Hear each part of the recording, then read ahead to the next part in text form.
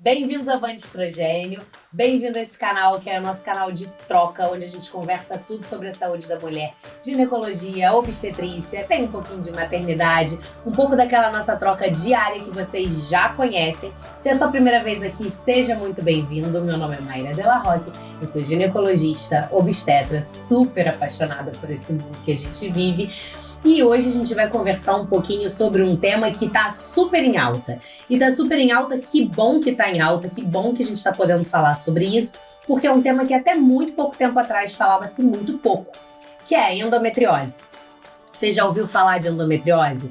Tem alguma dúvida sobre isso? Se você tem, já coloca aqui nos comentários. A gente tenta responder sempre o máximo que dá. Eu juro que eu paro para ler vocês, eu juro que eu paro para responder. E quando eu não sei, quando a dúvida não vai até onde o meu conhecimento tá, eu busco nos meus convidados a resposta e trago para vocês, certo? E como é que essa doença ficou conhecida, né? Há pouco tempo, a Anitta trouxe essa questão, levantou essa questão e aí começou-se a falar muito sobre endometriose. Para falar sobre endometriose, eu tinha que trazer uma pessoa que trabalha com endometriose muito e toda semana ele tá mexendo com endometriose. E quem que eu trouxe para falar sobre isso? O Thiers. Bem-vindo, Thiers, muito obrigada. Para quem não conhece, o Thiers, ele é cirurgião. Ele trabalha hoje em dia com cirurgia minimamente invasiva. O que é cirurgia minimamente invasiva, gente? A cirurgia minimamente invasiva é uma cirurgia que você invade o mínimo possível o paciente. Então ele opera com histeroscopia, com laparoscopia, com robô, tudo que você vai com uma câmera para que você entre o mínimo possível no paciente e faça as cirurgias mais complexas de uma maneira mais detalhada e menos grosseira, talvez. Menos invasiva. Minimamente invasiva. E na endometriose, que é uma cirurgia muito grande, muito extensa, a gente vai chegar lá, a cirurgia minimamente invasiva é a primeira escolha. Então o Thiers é uma das pessoas mais procuradas no Brasil para operar endometriose. Eu sou suspeita, ele operou a minha. E aí eu pedi pra ele, Thiers, vem aqui, conversa um pouquinho com a gente no canal sobre isso. Ele topou. Então aproveitem esse papo, porque ele conhece muito sobre o assunto. Obrigada, Thiers. Nada, imagina. Obrigado você, Mayra, pelo convite e pela oportunidade de falar de endometriose. Como você disse, é uma doença que a gente precisa realmente mais espaço, mais oportunidade na mídia, enfim, rede social. Qualquer espaço que a gente crie para falar de endometriose é muito importante, porque realmente é uma doença que não é nova, tá? Não é nova, descrita há mais de 100 anos, mas... E muito prevalente. Cada vez mais, é uma coisa realmente que impressiona como é que vem aumentando o número de pacientes com diagnóstico, e não só o diagnóstico, mas como a complexidade da doença vem se mostrando cada vez mais presente. E tudo que a gente puder informar mais a paciente, deixar a paciente mais esclarecida sobre o assunto, entendendo sobre todo o contexto da sua doença, isso favorece até ela ajudar no próprio diagnóstico, ou se alertar mais cedo para alguma coisa chamando atenção, ou algum familiar, enfim. Eu falo sempre que informação é ouro, né? Então, quanto a gente mais puder espalhar essa informação, é muito bom. Então, agradeço muito o espaço, o convite para falar de uma coisa, enfim, e que eu sempre falo que é a minha queridinha, né? Eu faço, como a gente comentou aqui antes, faço mioma, faço outras também doenças, né? Voltada para esse mundo minimamente invasivo de cirurgia, mas a endometriose é a queridinha, eu confesso aqui que é a queridinha. Então. Aqui o coração aquece. Sim. Então vamos começar explicando um pouquinho para as pessoas o que é a endometriose em si. Já começa a polêmica aí na definição da endometriose, né? Nós temos, eu vou comentar do que existe tradicionalmente, né? Então, existe uma teoria inventada há muitos anos, chamada de menstruação retrógrada, que seria, né, a volta da menstruação pelas trompas, cairia no abdômen, e essas células seriam capazes de se implantar. Mas isso vem sendo muito combatido nos últimos anos por alguns especialistas, enfim, cientistas que estudam e tentam saber mesmo, né, como que se forma essa endometriose.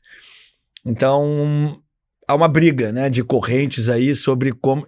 E algumas pessoas questionam essa menstruação retrógrada, dizendo que, na verdade, isso é uma questão genética embrionária. Na verdade, a endometriose a gente sabe que tem componente genético, sim, mas que a formação já teria esse carimbo, vamos dizer, da endometriose, e que no próprio local ali onde a endometriose iria surgir, você teria pequenos hematomas ou inflamações locais e que a célula poderia, então, se modificar e aí formar o tecido endometrial ou parecido com o tecido endometrial, que seria o tecido que reveste o útero por dentro.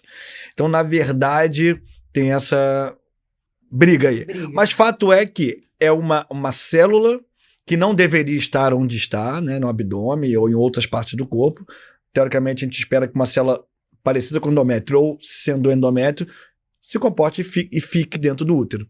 Né? Mas fato é que essa célula similar ou ela mesma, não importa, é uma célula que está fora do lugar onde deveria. E isso gera uma inflamação, né, um processo inflamatório progressivo, e aí, por invasão, ela tem um comportamento de câncer, mas felizmente ela é benigna, graças a Deus, a endometriose é uma doença benigna, mas o comportamento dela lembra muito o comportamento oncológico, o comportamento do câncer, que é de invasão dos órgãos ao longo do tempo. E conforme vai invadindo, ela vai causando certas consequências, enfim, que nós vamos... Que a gente vai chegar lá e falar. Eu costumo explicar exatamente para o paciente. A gente não sabe como chegou. O fato é que tem uma célula que não deveria estar naquele lugar que está, e que se a gente não fizer nada, ela pode evoluir. Né? Causar consequências. Exato. E aí a gente, mesmo não sabendo exatamente como foi parar ali, sabendo que tem um componente genético, então a gente vai buscando na história daquela paciente. Ah, sua mãe também tinha uma clínica assim, tem outra pessoa na família, né? E às vezes a gente encontra bastante essa história. O que a paciente sente? Assim, o que aquela mulher, a paciente que está assistindo a gente, a mulher que está assistindo a gente, quem é a mulher que tem que sim ligar o alerta e falar, será que eu tenho endometriose? É uma maneira fácil de gravar, que a gente costuma, né, até postar em rede social, até falar para as pacientes, são 6 Ds, endometriose. Então, que é dismenorreia, que é a dor ao menstruar, né? A dispareunia, que é a dor na relação sexual, durante a relação, né? A dor pélvica crônica, ou seja, quando essa dor, por definição, se prolonga por mais de 6 meses, ela passa a ser considerada uma dor crônica, então também entra. Dor a urinar, né, o desconforto, enfim, ou seja, às vezes não é uma dor intensa, mas é um desconforto. Dor para evacuar também, ou desconforto, né, uma certa dificuldade. E o 6º D seria dificuldade de engravidar. Então a endometriose também tem esse potencial de causar essa dificuldade de engravidar. Então, nesses 6 Ds aí que a gente, né, praticamente cobre para todas as queixas praticamente da endometriose. E uma coisa importante lembrar que dor não é normal, né? Isso é importante que os ouvintes aí do podcast entendam. Dor não é normal. Então, aquela coisa, não, essa dor é bobeira. Não, é normal ter essa dor. Não, isso quando casar passa. Não, é assim mesmo. Quando adolescente sente dor e deixa pra lá. Isso mesmo, eu tive e você tem que ter. Né? Isso culturalmente foi se criando esse problema. E hoje a gente vê isso corriqueiramente no consultório, né? O atraso do diagnóstico muito por... Assim, normalizar, e pelo leigo ainda vai, mas ainda profissionais que às vezes negligenciam essa dor, né? Como não valorizam, de não, isso não é nada não, é isso mesmo, a dor, é qual que é esse mesmo dói. E não é pra doer, né? Dor não é normal. Aquela adolescente, por exemplo, que tem, começa, 15 anos, eu tenho dor, eu tenho dor. Não é para ter. Isso falta colégio, tem que ir para o hospital. A abstinência de escola é um fator no adolescente importantíssimo. Se está começando a ter dor, faltando no colégio, é um sinal de alerta puro, que ela até pode fazer o exame hoje e dar normal, mas ela é uma candidatíssima a ter endometriose, só que o exame não deu tempo ainda de mostrar para ela que ela tem endometriose, porque existe todo um mecanismo de progressão. Sim. Mas ela é claramente uma potencial candidata a ter endometriose no futuro, né? Então, o diagnóstico é importante, saber a dor, mas saber que dor não é normal é fundamental para evitar isso. E todas elas, né? Porque uma outra dor comum que as pessoas negligenciam é a dor na relação. Assim, essa posição me incomoda, então para e ponto. Acho que é só a posição e pronto. Essa posição e ponto. Não, e ela evita. E evita aquela posição, e essa dói pra mim e para. E, assim, é muito comum as pacientes chegarem no consultório e eu começar a questionar relação, às vezes, e dar aquele desconforto. Eu falo assim, gente, eu tenho que perguntar sobre isso. Isso, é lógico. Alguma posição dói? Alguma... E ela realmente, talvez nessa posição doa. Eu falo assim, então...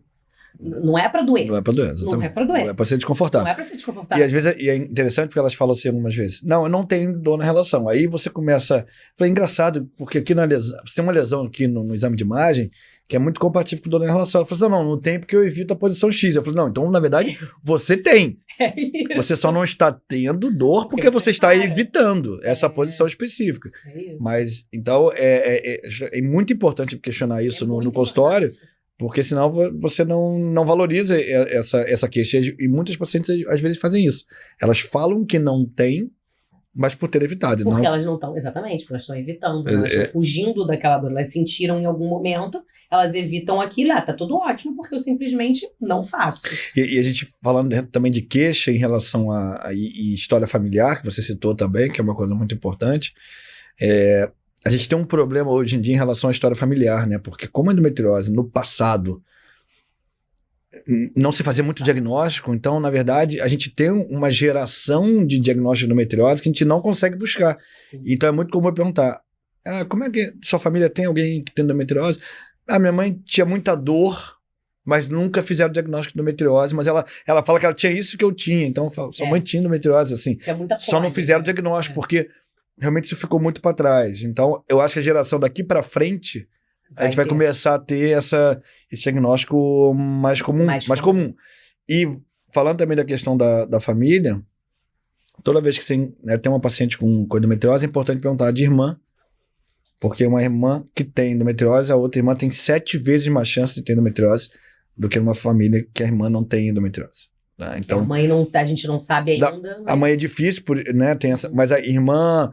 Prima também é bom, porque, enfim, tem, né, primeiro grau ali, é um parentesco muito próximo, sempre bom perguntar.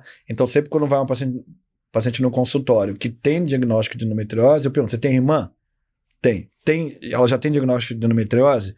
Algumas falam, já tem. Algumas até falam, inclusive eu vim primeiro, depois ela vem também. Mas outras, não tem ainda, mas ela tem dor sim. Então, olha, pode investigar, porque ela tem uma grande chance de ver. Então, a história familiar sim é importante por esse componente genético, então vale a pena perguntar isso sempre na consulta, ou até mesmo na família, né? Às vezes a paciente que tem endometriose, ela mesma falar, você tem essa dor igual eu tenho? E às vezes ela, mas eu nunca me falaram nada, meu médico acompanha nunca valorizou. E às vezes até um parente pode ajudar muito o outro. Sim, né? Então vale a pena até perguntar isso dentro da família mesmo. A família é importante. Sim.